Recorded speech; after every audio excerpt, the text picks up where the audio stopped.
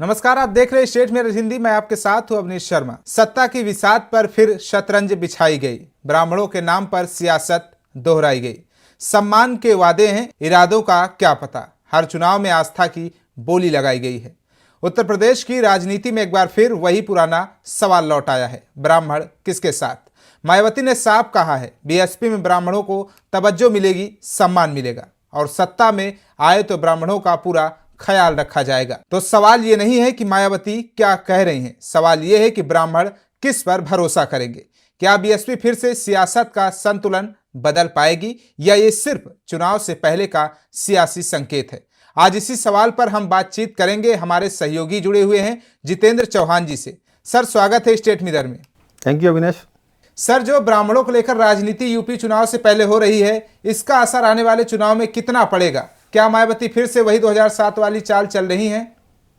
देखिए, लगता तो ऐसा ही है कि जिस तरीके से मायावती ने, हम सब वाकिफ़ हैं, 2007 में जब वो सत्ता में आई थी तो उन्होंने एक कार्ड खेला था, ब्राह्मण कार्ड, और उसको सोशल इंजीनियरिंग का नमूना बताया गया था, और एक बहुत सक्सेसफुल वो रहा भी था, क्योंकि उसी से उनको सत्ता में वापसी मिली थी। और कहीं ना कहीं उस टाइम जो ब्राह्मण समाज था वो कहीं ना कहीं मायावती से जुड़ा था, और साथ ही साथ अन्य समाज भी उनके साथ कहीं ना कहीं जुड़ने का प्रयास किए थे, और वो मायावती उसमें सक्सेसफुल रही भी थी। अब जब 2012 के बाद से हमने देखा है कि किस तरीके से उत्तर प्रदेश में जो राजनीति है एक करवट ले चुकी है पूरी तरीके से। जो मायावती का अस्तित्व है उनकी पार्टी का, बीएसपी का, वो कहीं ना कहीं शून्यता पर है। हमने देखा है कि चाहे 2017 के चुनाव हो या 2022 के चुनाव हो, मायावती किस तरीके से उनकी पार्टी बिल्कुल शून्य पर जा चुकी है। लोकसभा में उनकी कोई सीट नहीं है, हमने देखा था पहले भी। अभी के चुनावों की अगर बात करिए तो उस बार जरूर को फायदा उनको मिला है, लेकिन विधानसभा में उनको इस सोशल इंजीनियरिंग का कितना फायदा मिलेगा वो तो खैर बार दूर की बात है। लेकिन हाँ, इतना जरूर है कि उन्होंने एक अपनी मंशा जाहिर कर दी है कि जिस तरीके से 2007 में वो सत्ता में लौटी थी, तो उन्होंने कहीं ना कहीं जो सोशल इंजीनियरिंग की थी, चाहे वो दलित समाज की बात करें, ब्राह्मण समाज की बात करें, या ठाकुर समाज की बात करें, तमाम ऐसे जो कास्ट हैं जिनको साथ लेकर चलने की उन्होंने बात की थी, समाज उनको साथ लेकर चलने की बात कही थी, और कहीं ना कहीं उस पर विश्वास भी जताया था, और वो सत्ता में वापसी की थी। 5 साल सत्ता के बाद हालांकि उनको सत्ता से कहीं ना कहीं दिक्कत ये हटाना पड़ा, उसका समाजवादी पार्टी वहाँ पर आ गई थी। अब चूंकि हमने देखा है लंबे समय से मायावती का वो रुतबा नहीं रह गया यूपी में जो पहले हुआ करता था, से 15 साल पहले हुआ करता था। कहीं ना कहीं उनके जो ग्राफ में काफ़ी गिरावट आई है, तमाम तरह के एलिगेशन उनके ऊपर लगे, स्कैम्स के एलिगेशन उनके ऊपर लगे, और हमने देखा है किस तरीके से 2014 के बाद से लगातार उनके ऊपर जिस तरीके से सीबीआई की हो, ईडी की हो, तमाम रेड चली गई हैं। उसके बाद से वो कहीं ना कहीं शांत हो गई हैं। अब जबकि वो हमने देखा, ये भी देखने में आया है अविनेश की मायावती बीजेपी के सामने अब कुछ खुलकर नहीं बोलती है, क्योंकि ऐसा सत्ता के गलियारों में ऐसी चर्चाएं होती रहती हैं अक्सर कि उनको कहीं ना कहीं टाइट किया हुआ है सीबीआई के वाले केस के मामले में। अगर मायावती कुछ खुलकर बोलना चाहती भी हैं या बीजेपी से इतर अपनी कोई बात रखती हैं, तो कहीं ना कहीं सीबीआई द्वारा से उनके ऊपर अपना शिकंजा कस देती है।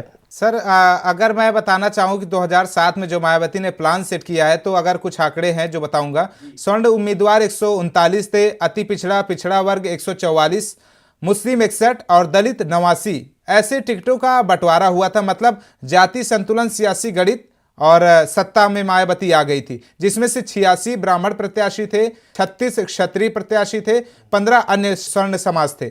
तो अगर जब एक तरफ बीजेपी के ही कुछ विधायक हैं जो स्वर्ण समाज, कह सकते ब्राह्मण समाज की जो बैठक किए, उसके बाद से समाजवादी पार्टी के जो शिवपाल यादव, उन्होंने कहा कि समाजवादी पार्टी में ब्राह्मणों का सम्मान है। अब मायावती का बयान आ गया है।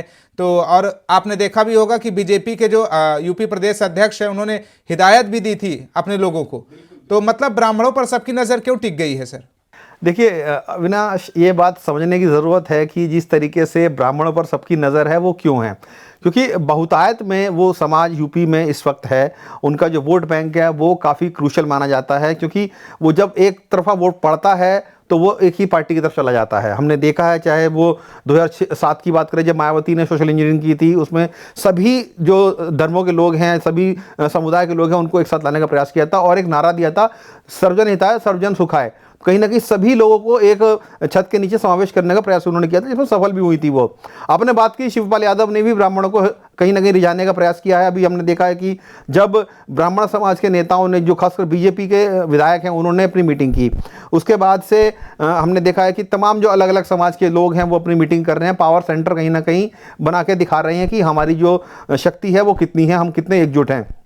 चाहे वो दलित समाज की बात करें, ब्राह्मण समाज की बात करें, या क्षत्रिय समाज की बात करें, या कुर्मी समाज की बात करें, या वैश्य समाज की बात करें, सभी लोग अपना अपना कहीं ना कहीं से वर्चस्व दिखाने का प्रयास कर रहे हैं, क्योंकि सब जानते हैं कि वोट कितना इंपॉर्टेंट है किसी भी पार्टी के, चाहे किसी भी समाज का हो। तो ऐसे में ब्राह्मण समाज जो कि एक बड़ा वर्ग माना जाता है उत्तर प्रदेश में, और क्षत्रिय समाज जो बड़ा वर्ग माना जाता है, उनको कहीं ना कहीं साथ देने का प्रयास कर रही है। और ब्राह्मण समाज एक ऐसा समाज है क्योंकि यूपी में पिछले 10 साल से योगी आदित्यनाथ मुख्यमंत्री जो कि क्षत्रिय समाज से आते हैं, और उनको ऐसा लगता है ब्राह्मण समाज के लोगों को, विधायकों को, कि कहीं ना कहीं सत्ता में उनकी जो बात है वो सुनी नहीं जा रही है, क्योंकि मुख्यमंत्री योगी आदित्यनाथ जो है क्षत्रिय समाज को ज़्यादा तवज्जो देते हैं, जबकि ब्राह्मण समाज को इतनी तवज्जो नहीं देते हैं। हालांकि ये सब कहने वाली बातें हैं, मीडिया में चलती रहती हैं, लेकिन क्योंकि सरकार उनको चलानी है, अगर वो किसी को नाराज भी करते हैं तो उन्हें पता है कि नुकसान उठाना पड़ सकता है। लेकिन हर दल का जो हर समाज होता है वो चाहता है कि ज़्यादा से ज़्यादा भागीदारी उनको सत्ता में मिले और ज़्यादा से ज़्यादा उनकी बात सुनी जाए। ऐसे में तमाम जो बीजेपी के ब्राह्मण समाज के विधायक थे, उन्होंने मीटिंग की, उनको ये अपना एक गुस्सा, या कहें कि अपनी एक ये कह सकते हैं कि उनकी बात सुनी नहीं जा रही थी, उसको दर्शाने के लिए उन्होंने एक मीटिंग की, ताकि सत्ता के ऊपर बैठे लोगों को संदेश जाए कि हाँ, इस समाज को नेगलेक्ट करना मुश्किल है। ठीक उसके तुरंत बाद देखिए अवनीश की शिवपाल यादव जो कि समाजवादी पार्टी के नेता हैं, वो ये बात कहते हैं कि जो ब्राह्मण समाज के विधायक हैं वो हमारे पास आए, उनको उचित स्थान, सम्मान मिलेगा, उचित स्थान दिया जाएगा। और तो कहीं ना कहीं एक प्रयास था। अब ठीक उसके बाद मायावती ने ये बात तुरुप का चल दिया, क्योंकि उन्होंने पता है कि जिस तरीके से 2007 के इलेक्शन में उन्होंने सोशल इंजीनियरिंग की थी, वो उसके जरिए सत्ता में लौट पाई थी। दोबारा से मायावती वो अपनी खोई हुई जमीन तलाशने का प्रयास कर रही हैं। हालांकि मुझे लगता नहीं है कि उस तरीके से वो अभी सोशल इंजीनियरिंग कर पाएंगी, क्योंकि राजनीति बहुत बदल गई उत्तर प्रदेश की। जब से उत्तर प्रदेश में योगी आदित्यनाथ मुख्यमंत्री बने, 10 साल से वो सत्ता में हैं, अब तीसरे टर्म की ओर जा रहे हैं, 2027 में चुनाव होगा। तो राजनीतिक पटल पे जो स्थितियां बहुत सारी बदल चुकी हैं।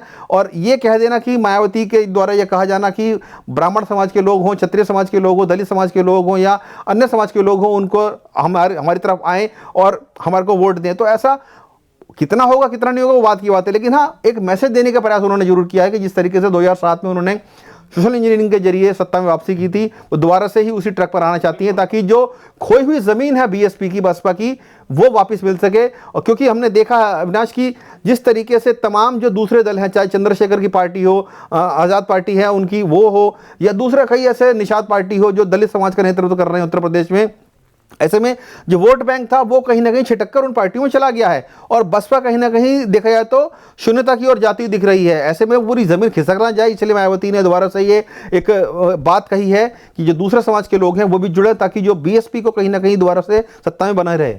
बीएसपी की जो सर छवि बनी हुई है वो साफ है कि दलितों की राजनीति करके आगे बढ़ी हुई है, मगर 2007 में जो ब्राह्मण कार्ड या स्वर्ण समाज का जो कार्ड खेला था वो भरोसा जताया, भरोसा कामयाब भी हुआ, सत्ता पर मायावती आई।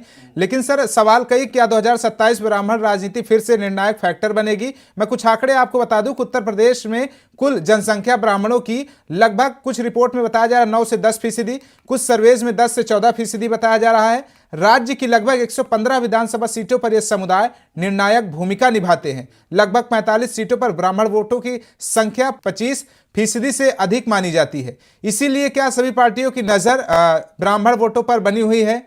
बिल्कुल अविनाश, आपने बिल्कुल ठीक कहा कि बहुत सी ऐसी सीटें हैं जहां पर ब्राह्मण समाज निर्णायक भूमिका निभाता है।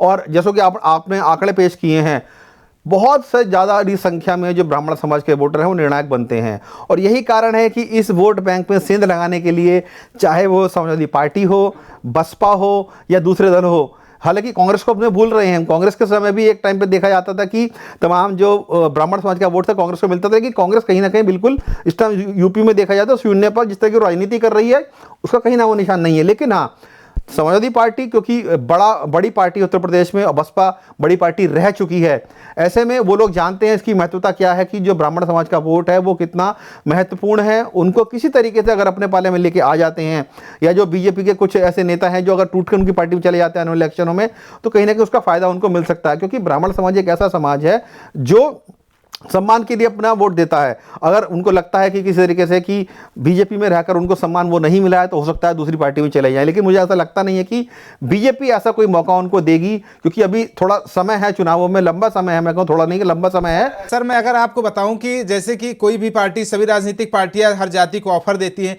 लेकिन सवाल ये होता है कि क्या उनकी विचारधारा उस पार्टी से बनती दिख रही है, क्या उस विचारधारा वाले लोग उस पार्टी में, ये भी बहुत फैक्टर काम करता है। देखिए, विचारधारा तो एक अपनी जगह है अवनीश। जो आपने देखा होगा कि जब 2007 में सोशल इंजीनियरिंग की थी, तब विचारधारा क्या अलग थी, इनसे ब्राह्मणों की तब भी अलग थी, डिफरेंट थी।